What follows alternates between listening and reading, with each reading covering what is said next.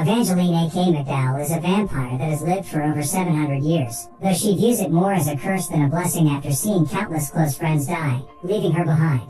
Currently, Evangeline lives in a village under the alias, Yukimi, with a young orphan named Tota. One morning, he and his friends ambush her hoping to score a win, but she erects a barrier and punches them into a stream. Later at school, it is revealed that the vampire is also their teacher. The village leader has given the students an ultimatum: if they can defeat her, they have permission to go to the capital. Yukimi punishes them for their poor attempt. Later at the staff room, Tachibana tries to advise her to go easy on her foster child. While walking home from school, the friends declare their shared dream to climb the Pillar of Heaven tower situated in the capital. Tota excuses himself to go visit his parents' grave, as it's the 2-year anniversary of their deaths. They lost their lives in a car crash. Tota was also present but lost his memories as a result of the accident. He sees an apparition of his granddad stating he's waiting for him at the top of the tower. After multiple failed attempts at trying to defeat their teacher, Professor Tachibana gives them an app that enables them to use magic. Tachibana notices that Tota doesn't have an affinity for magic, so he presents him with a bracelet to be given to Yukimi. He instructs them to keep it a secret from their teacher. Tota later manages to get her to wear it.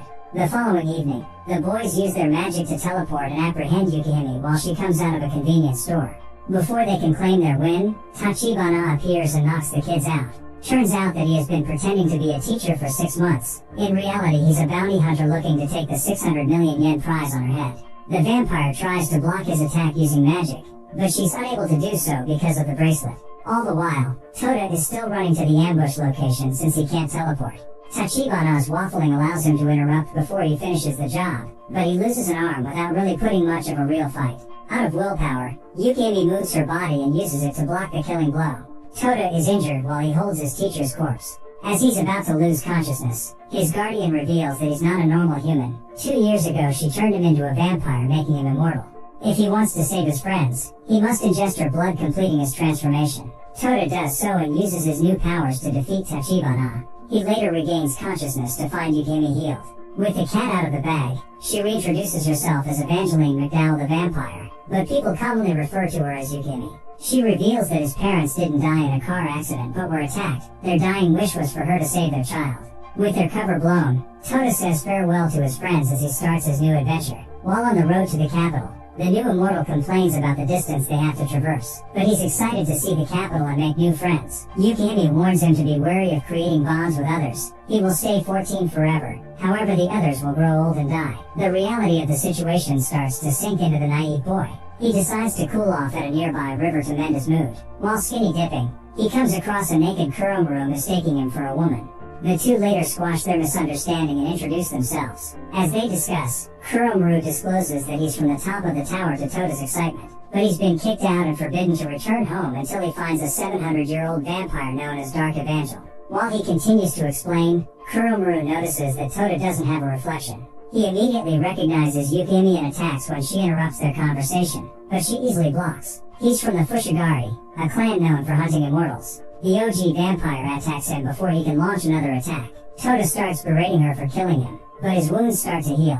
He too is an immortal. Turns out that his target was Yukimi all along. She agrees to face him if he can defeat Tota. Tota agrees but adds another condition. The winner gets one demand from the loser. Kuromaru accepts. Using his unorthodox fighting style, Tota wins with a decisive punch. As the victor, he demands Kuromaru to be his friend.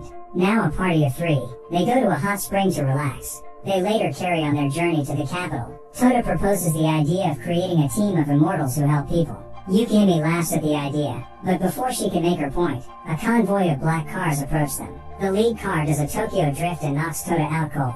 Visago and Karen alight from the vehicle. The rest of the convoy step out to welcome their boss Yukimi. She was laughing because she has already created such an organization called UQ Holder. She took a 2-year break to take care of Tota. While on the boat to the UQ Holder's headquarters, Karen is underwhelmed by Tota and questions her boss on why she wasted time with him. It looks like Karen is living up to her name. She alerts her that they better get along because both of them probably have the strongest immortal powers. If humanity goes extinct, they'll probably be the last 2 left. She breaks her glass at the thought of it. Yeah, 100% Karen energy.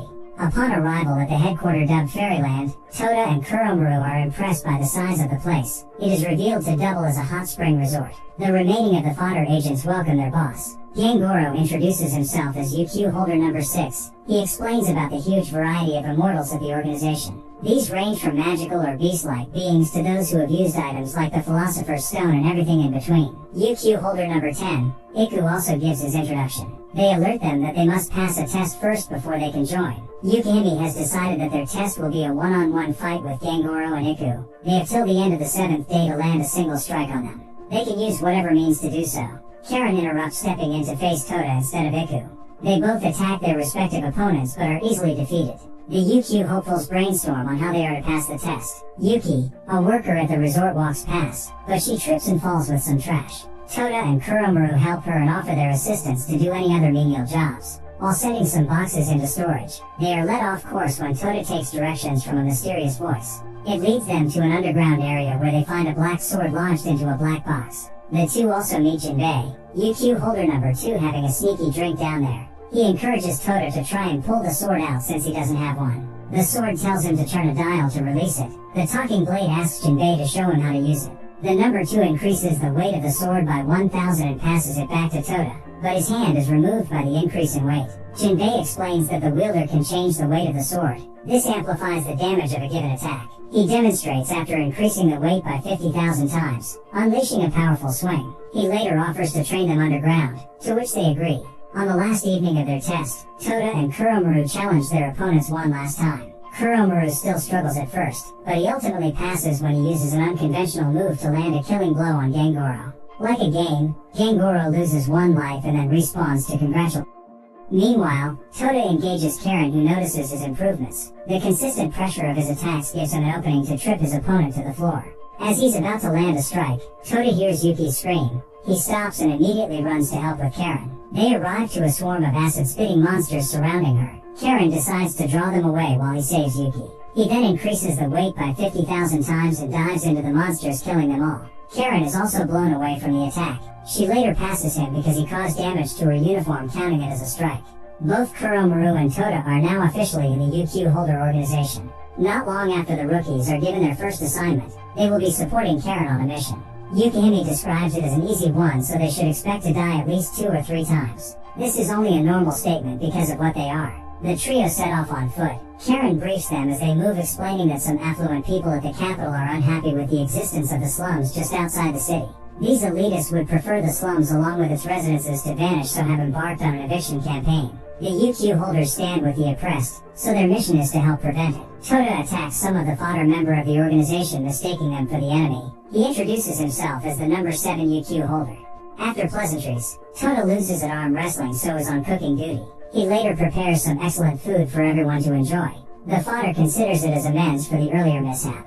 Even Karen compliments the food. She advises him to do some flash step training to improve his chances of winning next time. The following day, he goes to the scrapyard to practice. A martial artist named Kaido notices him doing it wrong and steps in to help.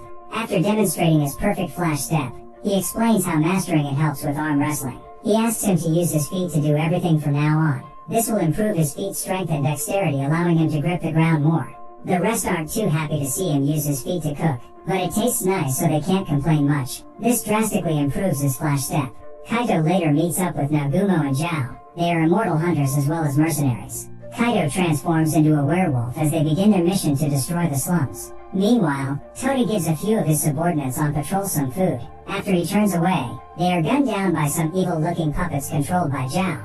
Karen is also attacked from the shadows by Zhao while having a shower. Tota notices the slums burning from the junkyard. Kuromuru joins them when they're surrounded by the puppets, Kaito, and Nagumo. The wolf notices Tota is a vampire and quickly seals him with a devastating combo. Outnumbered, Kuromuru shoots off some fireworks just before engaging the enemy, but he's ultimately beaten down. Back in the shower, Karen is still fighting Zhao. Turns out he's a super fan of hers and even knows her life story. The creep even professes his love to her, but she responds with a kick to his family jewels. She releases her holy light and dispatches him with a flurry of kicks. From the pervert's face, I'm not sure if he's in extreme euphoria or pain. All I know is he ate that foot. At the scrapyard, young Rookie from the orphanage stands, but he's captured by the wolf, who prepares to off him. Tota blocks the attack, showcasing a new power. Nagumo identifies it as Mahia Arabi, the dark magic, which holds the ultimate secret of immortality. Karen also arrives to engage Nagumo while Tota takes on Kaido. At this point, Tota recognizes Wolfman. As they battle, UQ Holder 7 transforms again. However, he loses control of himself, but defeats Kaido.